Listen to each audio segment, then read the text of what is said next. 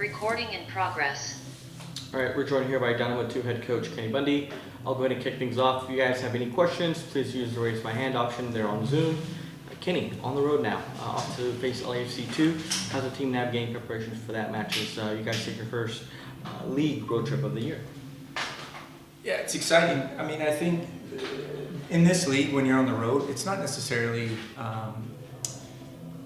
as difficult. It's difficult, but I think it's different than being with the first team. If we were going to LAFC to play their first team in that environment with that crowd, I think it brings different factors. Sometimes on the road,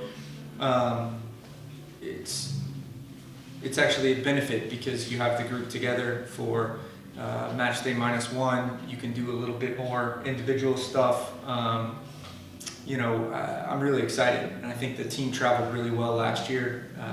I thought we got some good results on the road, so the mentality's been great this week. Thank you for that. Jorge, go ahead. Hey, Coach. Just wanted to ask you how you prepare, along with what Edgar asked, how do you prepare for a team like LAFC 2, who just came off a 4-1 win, and just some takeaways on what you saw on your first game of the season? Take their result aside, if you watch that game, which is all that we can do, I think we match up really well with them. I think that they were clinical when they had their chances. I thought Minnesota had some really good opportunities and was a bit like us last week, where I think they're pretty disappointed not only in conceding but in not scoring more than one goal. Like I said, it's a great environment to play in. The weather's going to be perfect. The stadium that they play in is fantastic, and I think it's a great matchup. Obviously, momentum is always something that's really important, and I think after getting their first result, they're going to be on a bit of a high, and I don't necessarily think that we're going to be coming in with more pressure or necessarily more stress about the result. I think the disappointment went away pretty quick. The great part of a game like that, especially early on in the season, is there's a ton of learning moments for young players. There's definitely a lot of learning moments and teaching moments from the staff. So, for us, it's been a great week of reflection and obviously progression to what we need to do on Sunday. But I think if anybody that watched the game looked at that game, and the result was on us, because I think very easily that game could have been 2-0, and if it goes 2-0 with the chances that we created after the missed penalty, the game could have been put away. But the longer we allow teams to have life and feel that they're in the game, the sharper we have to be defensively, and we need to manage the last 10 minutes, not necessarily based on what's happened, but based on what the score line is. Do we need to go after it? Do we need to just maybe see out 5, 6, 10 minutes? And I think that's a growth of any team. So it's going to be an interesting one.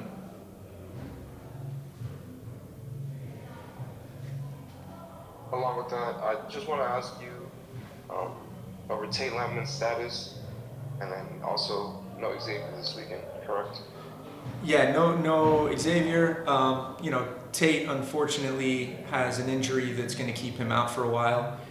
It's disappointing because I think the preseason he had, especially with the first team, when we went to Mexico, when we went to Orlando, and he was getting significant minutes in preseason, he was flying. I think it's the best Tate Lampman we've seen.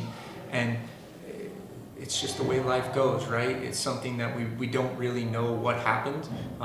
We know that it's an injury that's going to take time.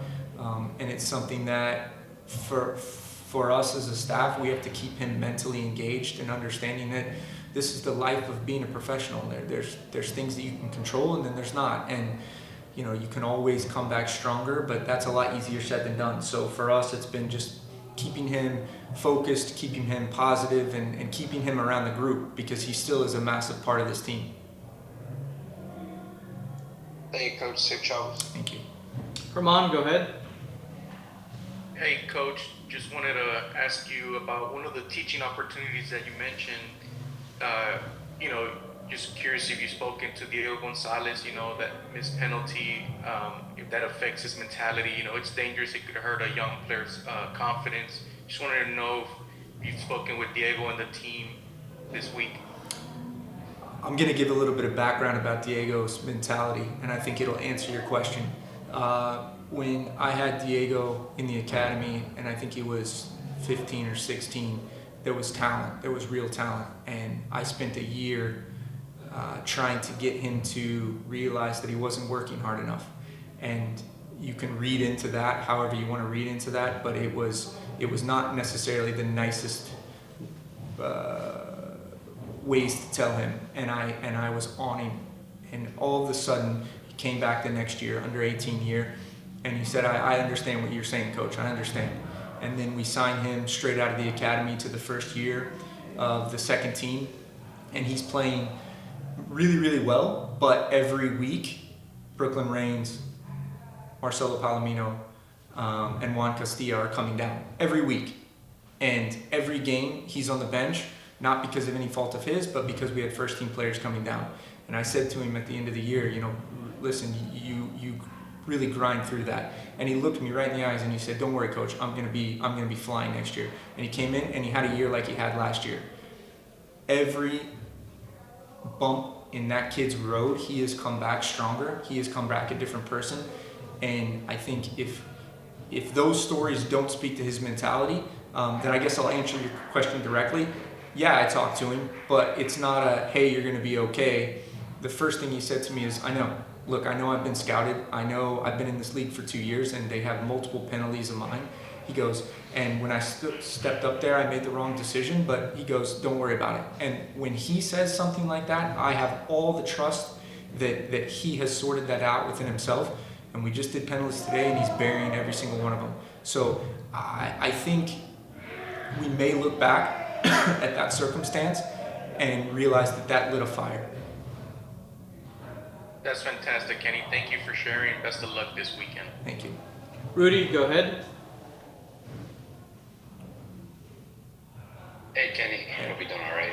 Good, thank you. Kind of the similar question, I guess, to Diego about a teaching opportunity, but Xavier, obviously, you guys conceded 2 late goals. Both of them were rebounds, I guess, or ricochets that Xavier kind of sends on. But obviously, maybe I don't know if you guys consider it a little bit of bad luck, or is that something that you would work as a goalkeeper for him to continue to get better, knowing obviously he's out with national duties this week as well. So it might come to a shock to everybody on this call, but goalkeeping is not my specialty. If you've seen me in person, you realize that I have spent no time in goal. And I think that I rely a lot on the experts that we have with Tim and the first team, with Ryan with the second team. And I'm very, very hard on the goalkeepers when it comes to what I see and what I feel is a routine save. Are they making those routine saves? Everybody's in agreement that he's made a great save. He's made a save he should make. I think the comment that came out was at the elite level, the top MLS level, the top European level, a goalkeeper might parry that up and out. At the elite level, there's a lot of factors that we don't get from the video, which is what does he see in front of him? Is there someone blocking the view? All of these things. The piece that I hammered on the team more than anything is not the fact that the rebound happened. It's the fact that there are 2 opportunities for us to either mark a man in the box and cover Zave, or we can block a shot on the second one. And if we want to even be more nitpicky, which we are, I'm sure you guys get that sense from me, how does that opportunity even happen? How do we even allow the shot on target? How do we even make Zave have to make a save? So the layers of where those goals come from, they go all the way through the team. And I think that it's a responsibility from the staff to make sure that guys realize that it's not one person's fault when something happens, just like it's not someone's quality when something else happens. Because if you take the goal that we scored, unbelievable finish from Exxon, unbelievable.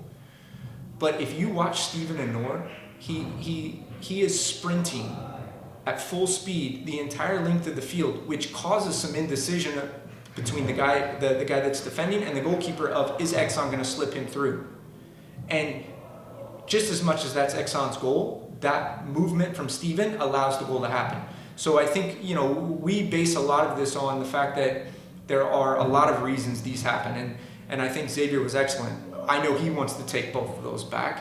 I know he feels like he can do better, but I'm not ever going to criticize a mentality like that. And again, the same with Diego. I think those are situations where you're going to see a difference in the player, in the details, because of certain moments that happened in the first game. Thanks, Coach. Best of luck. Thank you. Anything else here for Kenny before we wrap up?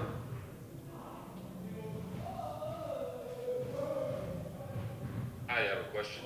Go ahead. First and foremost, Coach, it's good to see you again. Good to see you. Glad to be back doing your games and everything like that. So I have a couple of just questions in regards to the individual players. Of course, Kieran is a homegrown signing, most recent homegrown signing, and you mentioned that you have been in connection with a lot of these players since they were in the academy. And so what has that relationship kind of been like with him as he's kind of come up through the academy, and how excited are you for him to be a part of this team? Yeah, it makes me feel old if you really want to get down to what it makes me feel like. No, it's funny because every season feels long, and then every season feels short, all within the same year. And then before long, I laugh with Kieran all the time. Kieran, when he was an under 15, he got bio-banded, so that meant he was approved to play with the under 14s. And think about how long ago that was. And we went to Montreal. And there's so many funny stories from when we went to Montreal where I was helping the team there and he was a 15-year-old, and then to see him progress through. But it's the same because, you look at Diego being around that age. You look at some of the guys that we've obviously moved on to different places, but I think it's really interesting.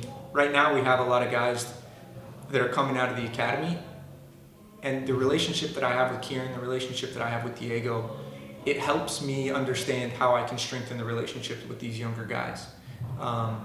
It also shows the path to these younger guys, and the difference where Diego gets signed straight out of the academy and Kieran goes to college for some years. I think that's what the most important piece of this is that not everybody's path is the same. It's just making sure that you're comfortable with your path and you grind as hard as you can while you're on that path. But it's exciting. I love the fact that as a staff we can be positive adult figures in their life, and then we have a connection that's enough to allow them to feel comfortable asking life questions. Thank you. Also wanted to ask about some of the draft picks, because how do you say his first name? Is it Osune or Osumene? Yeah, Usman. Usman, okay. Make sure I butchered that bad. Don't worry. Listen, my name is Kenny Bundy, and look at the names on the roster.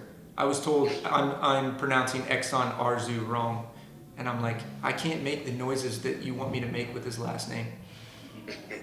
So I'm gonna have to try to figure that out too. But in regards to Usman, how does a player like that drop to 55th in the draft? Yeah, that's an interesting question. I think there were some fears. Social media, it is a part of our life, but it's very interesting. I think there were a lot of rumors that Usman was going to go to Europe, and he had no interest in being in the MLS. To give a lot of credit to our front office, because they got on the phone with his agent and started asking questions and made it very clear that it's a player we're interested in, but we are not interested in a player that wants to go to Europe. And they made it clear that they were on board. I think that question could be answered in the look on our face at the end of the draft, where we're all staring at each other thinking, we did not think we had high picks. We thought we were going to have to really dig through and find the gem. and we ended up with Steven Denora and Silla, 2 players that we had rated in the top 10 in the drafts going into it. So it's really intriguing. And yeah, I don't know that answer to that question, but obviously our goal now is to make those guys mainstays in the first team. Yeah, oh, definitely. And I think that's why I asked it in that way, because it's good to know that, like you said, you all had him rated so high, but he's closer to the end of the draft, and so that's just always intrigues me. What comes out of that. And so the next thing, you already kind of talked about the last matchup, and so I want to ask another player-specific question in regards to Omar Gray. I think he got signed kind of late, and so was he more of a trialist, and you guys figured, okay, he's done enough to kind of give an opportunity? Was he somebody that was already kind of playing with the team, and so he just needed to get on contract? What was his kind of situation? So Omar came in last year. Omar is, and let's go back to the draft, one of the most exciting signings as well, among other ones, is Femi. I think Femi was an undrafted player from Penn State. Femi came in and spent the entire preseason with the first team. I think everybody saw his quality last week.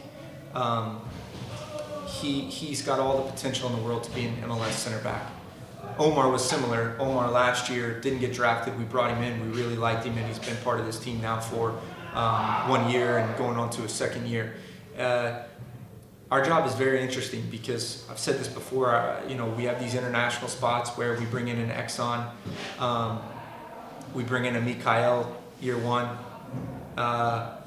We have the academy kids where you could see what we did last week with the academy players and the quality that those guys bring. And then we have this area that we look for young, domestic, potentially experienced through college players. And both of those guys went undrafted, which, the draft is a very tricky piece of what we do for every club. And I think we've hit really well on those guys, and they've been excellent parts of our team. Sounds good. Well, I appreciate that. And then I have some tactical questions, so I'll wait a second for those. For that part, everyone, we'll go ahead and close this portion of Zoom. Thanks for jumping on. We'll have video resources available later today.